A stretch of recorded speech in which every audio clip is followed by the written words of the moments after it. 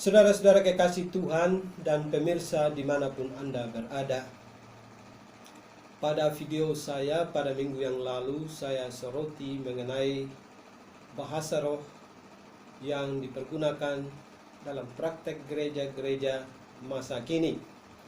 Saat ini, saudara-saudara, saya akan membawa perhatian kita untuk melihat bagaimanakah sikap kita terhadap mujizat-mujizat penyembuhan yang selalu dilakukan oleh gereja-gereja masa kini, dan gereja-gereja itu pada saat ini sangat bertumbuh. Saudara ketahui bahwa begitu pesatnya pertumbuhan gereja masa kini yang mempergunakan mujizat penyembuhan sebagai pendukung pekabaran Injil mereka di mana-mana. Di sisi lain ada gereja yang menentang dan tidak mempraktekkan karya penyembuhan ilahi dalam pekabaran Injil mereka. Saya akan berusaha menggali rahasia yang sebenarnya untuk saudara-saudara, terutama untuk menentukan sikap yang benar terhadap penyembuhan ilahi tersebut. Ingatlah saudara-saudaraku bahwa Yesus tidak menyembuhkan orang yang sekedar merasa pegal-pegal. Yesus tidak sekedar menyembuhkan gatal-gatal, batuk, pusing, atau sakit kepala. Daftar orang yang Yesus sembuhkan terdiri dari orang-orang yang buta sejak lahir, lumpuh sejak lahir, orang bisu, orang kerasukan setan, penyakit menahun, bahkan membangkitkan orang yang sudah mati, saudara-saudara. Dengan masa kerja yang cukup singkat, Yesus hanya menyembuhkan beberapa orang, namun mutu penyembuhannya tidak seperti biasa, saudara-saudara. Ia sembuhkan penyakit yang tak lumrah disembuhkan, bahkan menjadikan orang yang sudah mati bisa bangkit dan hidup kembali. Untuk memahami penjelasan saya akan ajak saudara-saudara untuk membaca ayat penting dari Yohanes pasal 9. Sebenarnya saya mau mengajak saudara-saudara untuk melihat mulai dari ayat yang pertama dari pasal 9 sampai ayatnya yang ke-41. Nasnya cukup panjang, tetapi saya akan membaca beberapa ayat penting untuk saudara-saudara, mulai 5 ayat yang pertama dan berikutnya ayat 30 sampai ayat yang ke-39. Saudara-saudara, ayat-ayat yang lainnya saudara-saudara akan membaca sendiri di rumah dan bisa mengerti apa yang akan saya jelaskan dalam khotbah hari ini. Saya akan membaca Yohanes pasal 9 ayat 1 sampai 5 dan berikutnya ayat 30 sampai 39. Judul daripada perikop ini adalah orang yang buta sejak lahirnya. Waktu Yesus sedang lewat, ia melihat seorang yang buta sejak lahirnya. Murid-muridnya bertanya kepadanya, "Rabi, siapakah yang berbuat dosa? Orang ini sendiri atau orang tuanya, sehingga ia dilahirkan buta?" Jawab Yesus, "Bukan dia dan bukan juga orang tuanya, tetapi karena pekerjaan-pekerjaan Allah harus dinyatakan di dalam dia. Kita harus mengerjakan pekerjaan dia yang mengutus aku selama masih siang. Akan datang malam di mana tidak ada seorang pun yang dapat bekerja." Ayat 5, "Selama aku di dalam dunia, akulah terang dunia." Kita lihat ayat 30 sampai 39. Jawab orang itu kepada mereka, "Aneh juga bahwa kamu tidak tahu dari mana ia datang, sedangkan ia telah memelekkan mataku. Kita tahu bahwa Allah tidak mendengarkan orang-orang berdosa, melainkan orang-orang yang saleh dan yang melakukan kehendaknya. Dari dahulu sampai sekarang tidak pernah terdengar bahwa ada orang yang memelekkan mata orang-orang yang lahir buta. Jikalau orang itu tidak datang dari Allah, ia tidak dapat berbuat apa-apa." Jawab mereka, "Engkau ini lahir sama sekali dalam dosa dan engkau hendak mengajar kami?" Lalu mereka mengusir dia keluar. Yesus mendengar bahwa ia telah diusir keluar oleh mereka. Kemudian ia bertemu dengan dia dan berkata, "Percayakah engkau kepada Anak Manusia?" Jawabnya, "Siapakah dia, Tuhan, supaya aku percaya kepadanya?" Kata Yesus kepadanya, "Engkau bukan saja melihat dia, tetapi dia yang sedang berkata-kata dengan engkau, dialah itu." Katanya, "Aku percaya, Tuhan." Lalu ia sujud menyembahnya. Kata Yesus, "Aku datang ke dalam dunia untuk menghakimi, supaya barang siapa yang tidak melihat dapat melihat, dan supaya barang siapa yang dapat melihat menjadi buta." Demikian jauh firman Tuhan yang dapat dibaca untuk kita sekalian saat ini. Mari kita mendengarkan satu pujian dulu sebelum masuk pada penjelasan dari nas kita. Mazmur 119.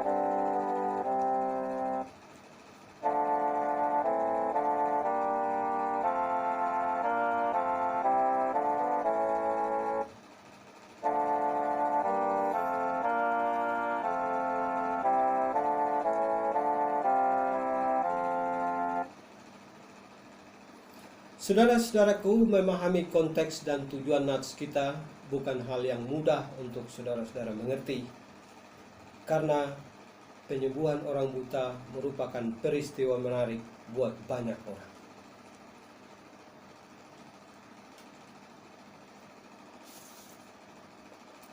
Orang pada umumnya tidak suka terlalu banyak omong, tetapi mau cepat-cepat melihat hasil yang ditunjukkan secara ajaib. Bukan? Bisa jadi orang tidak melihat maksud yang sebenarnya karena cenderung merasa kagum akan kejadian itu sebagai peristiwa yang sangat menakjubkan.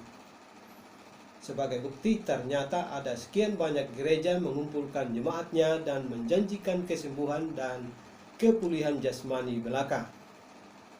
Mereka berseru-seru memanggil dan mengumpulkan banyak orang dan memperkenalkan Yesus sebagai oknum yang penuh kuasa. Ada pendeta yang menciptakan minyak urapan, dan dijual, obral di tengah-tengah pendengar Injil. Jual sapu tangan yang dianggap sebagai sapu tangan gaib. Bahkan ada yang mendirikan kolam kesembuhan. Dan jika orang masuk ke dalamnya, katanya akan menjadi sembuh. Mereka menawarkan bahwa kami akan menyembuhkan kamu dalam nama dan kuasa Yesus. Yesus kaya raya, katanya. Datanglah karena ia bakal melepaskan setiap orang dari kemiskinannya. Yesus bakal melepaskan orang dari ketelanjangan dan dari berbagai pergumulan hidup manusia. Setiap kali mereka berkhotbah selalu menawarkan kesembuhan, menawarkan kesuksesan, dan menceritakan kesaksian orang-orang yang telah berhasil disembuhkan, atau orang-orang yang telah sukses sesudah menjadi Kristen. Saudara, saya katakan bahwa hamba-hamba Tuhan yang telah membina gereja dan membawa jemaatnya pada hal-hal yang demikian sesungguhnya merupakan orang yang perlu dicelekkan matanya dari kebutaan. Mari kita melihat rumusan tema khotbah kita, saudara-saudara, untuk tahu lebih lanjut apa dasar pikiran terhadap kuasa penyembuhan. Tema kita berbunyi demikian: membuka mata orang buta. Membuka mata satu orang buta adalah fakta yang dipergunakan Yesus untuk membuka mata iman banyak orang. Saya ulangi, membuka mata satu orang buta adalah fakta yang dipergunakan Yesus untuk membuka mata banyak orang.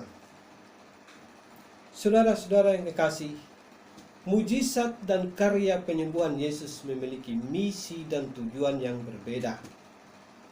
Bukan dalam rangka supaya bertambah banyak orang yang kagum kepada mujizat-mujizat yang ia perbuat.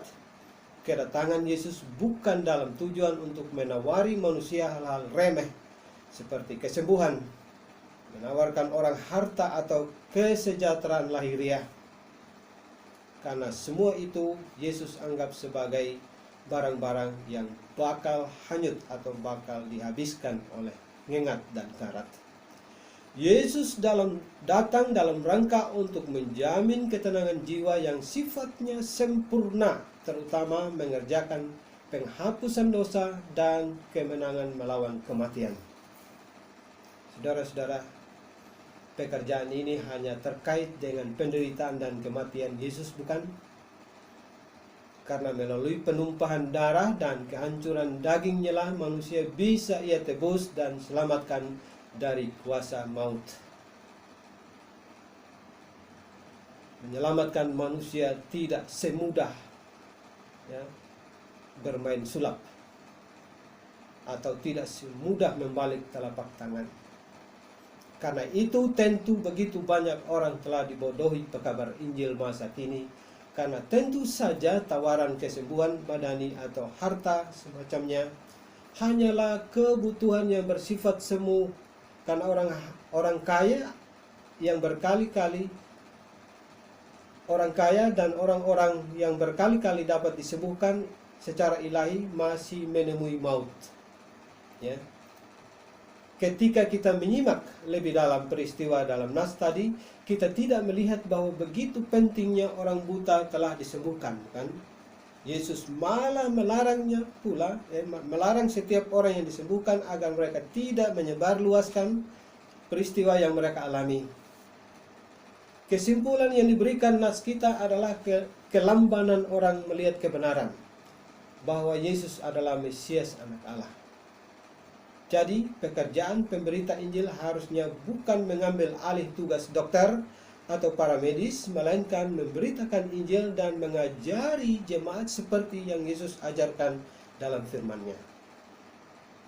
Pergilah, jadikanlah semua bangsa muridku, kata Yesus, dan baptislah mereka dalam nama Bapa dan Anak dan Roh Kudus, dan ajarlah mereka melakukan segala sesuatu yang telah kuperintahkan kepadamu. Jadi walaupun para rasul diberi kuasa istimewa untuk menyembuhkan orang, namun tidak diperintahkan untuk mendirikan program penyembuhan atau tanda ajaib lainnya, tetapi menjadikan semua bangsa murid Yesus dan mengajar mereka untuk menuruti perintah Kristus. Bukan sebaliknya, menjadikan mereka pasien yang hanya menerima kesembuhan jasmania, tetapi ajaran dan perintah yang membuat jemaatnya dapat diselamatkan dari dosa dan penghakiman yang akan datang. Itulah yang diharapkan Yesus dapat dibuat oleh para rasul. Dengan demikian tentu saja Yesus menyimpulkan bahwa orang yang benar-benar buta dalam peristiwa tadi bukan orang yang baru disembuhkannya, tetapi orang yang normal penglihatannya namun tidak kunjung percaya kepadanya. Perlu kita ketahui bahwa semua keajaiban yang Yesus lakukan selalu diidentifikasi sebagai tanda-tandanya, saudara-saudara. Perlu kita ketahui bahwa semua keajaiban yang Yesus lakukan selalu disebut sebagai tanda-tandanya. Tanda itu pengertiannya sama dengan pengenal atau identitas seseorang, atau bisa juga diartikan sebagai petunjuk yang berguna untuk menandai seseorang atau menandai suatu benda. Dengan demikian, kalau dihubungkan dengan Yesus, maka mujizat itu merupakan alat bantu, saudara-saudara, supaya orang bisa menandai Yesus, atau menjadi petunjuk yang mengarahkan pandangan orang untuk melihat oknum pembuat mujizat.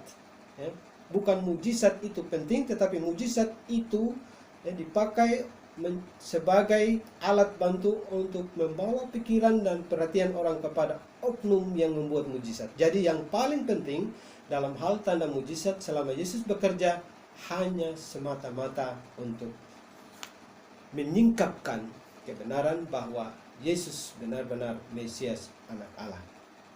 Dari keterangan ini kita bisa melihat kesimpulan bahwa kegunaan karunia penyembuhan itu terbatas dan memiliki maksud tertentu saja. Karena itu selain melarang setiap orang yang disembuhkan agar tidak menceritakan peristiwa kesembuhannya, Yesus juga cenderung melihat iman yang bukan. Kalau gitu, konsekuensi logis dari Yesus adalah membawa anti Mesias itu dapat melihat dia yang sudah digenapi. Hal ini dilakukan karena tanda-tanda dari Mesias yang dijanjikan sudah dicatat dalam kitab Yesaya 53, Yesaya 35 ayat 5 dan ayat 6. Sebagai contoh, ketika Yohanes mengutus murid untuk mempertanyakan identitas Yesus, dari dalam penjara Yohanes mengutus murid-muridnya untuk pergi bertanya tentang Yesus. Yesus katakan, sampaikan kepada Yohanes bahwa orang buta sudah melihat, orang lumpuh sudah berjalan, dan seterusnya. Hal ini dimaksudkan bahwa nubuat Nabi Yesaya sudah nyata melalui tanda-tanda yang dikerjakan sebagai Mesias.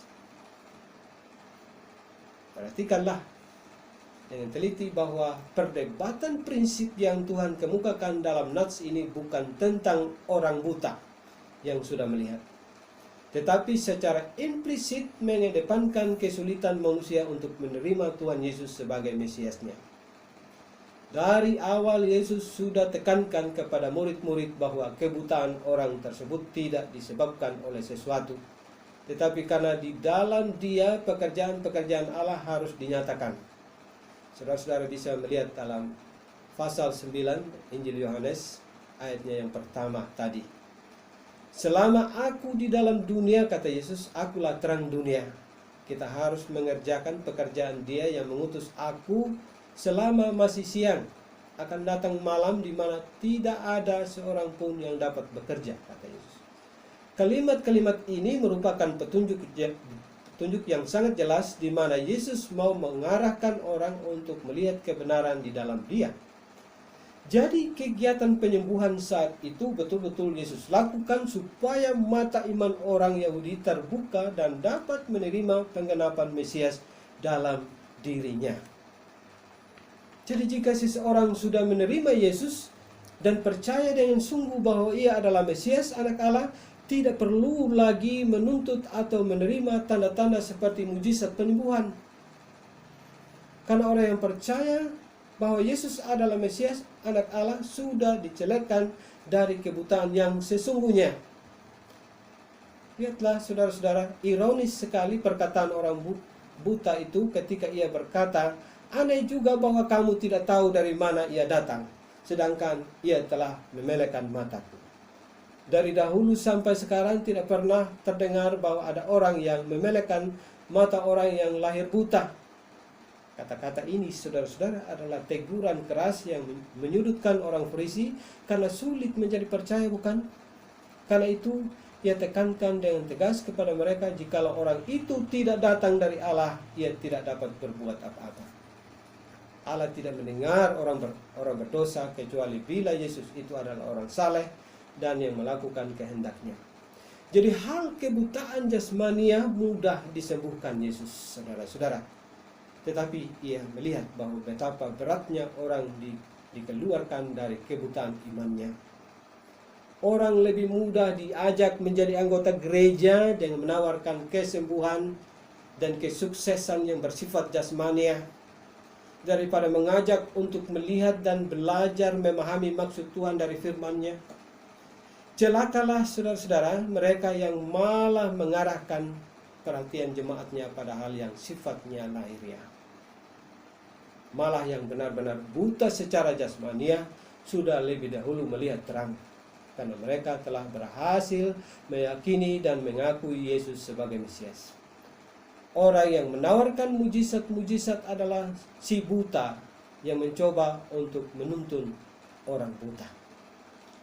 Lihatlah sekali lagi, konteks nas ini akhirnya lebih menuntut supaya orang sembuh dari keterbatasan imannya. Nas kita menuntut supaya mata iman kita yang buta dicelekkan untuk melihat kebenaran dan percaya kepada Kristus dengan sungguh. Saudara-saudara bisa membaca sekali lagi ayat 39 sampai ayat 41 di sana dalam Injil Yohanes tadi. Kalau demikian berarti orang yang sudah percaya kepada Yesus, merekalah yang telah mencapai maksud Tuhan yang sebenarnya.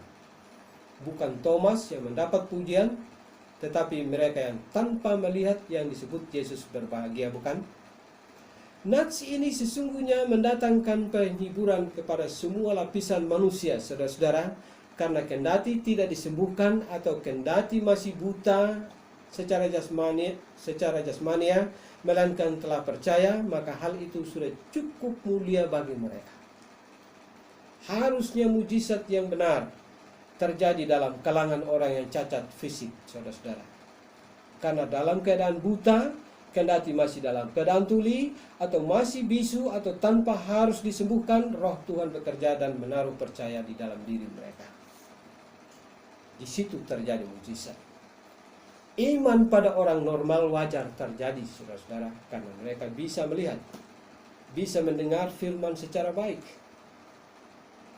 Karena itu dapat disimpulkan bahwa proyek penginjilan yang berhasil adalah karya dan pekabaran Injil yang melahirkan di dalam orang suatu kepercayaan yang benar bahwa Yesus Kristus adalah Tuhan dan Juru Selamat yang satu-satunya. Itulah sebabnya Alkitab menyebutkan bahwa iman dikerjakan melalui pendengaran, yakni pendengaran akan ajaran Injil Kristus. Tidak bisa iman dikerjakan melalui tanda-tanda mujizat atau tanda-tanda yang kelihatan. Jangan menjanjikan atau memperlihatkan tanda-tanda yang menipu mata orang, karena selama Yesus membuat mujizat, masih banyak orang yang tidak mau diyakinkan oleh mujizat-mujizat itu, saudara-saudara.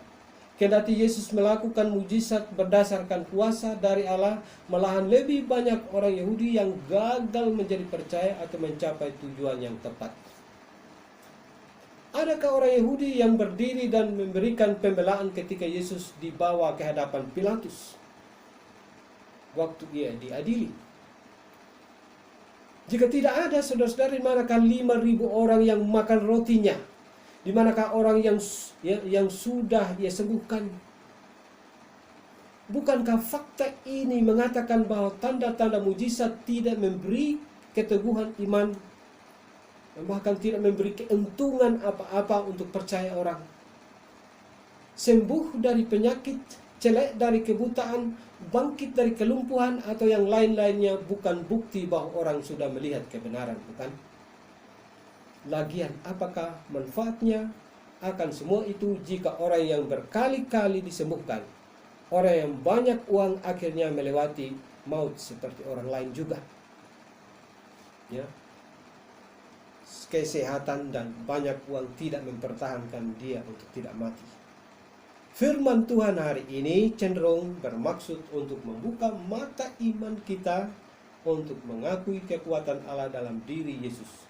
Lupakanlah motif buruk untuk sekedar mendapat sesuatu dari Yesus bila engkau datang kepadanya.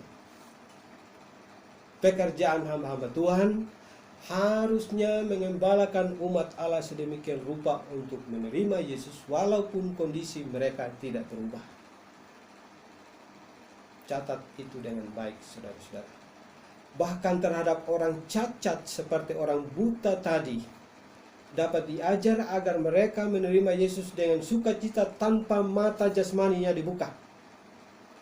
Karena bagi Yesus iman yang terbuka dan menyambut Yesus dengan percaya sudah cukup menjadi tujuan utama.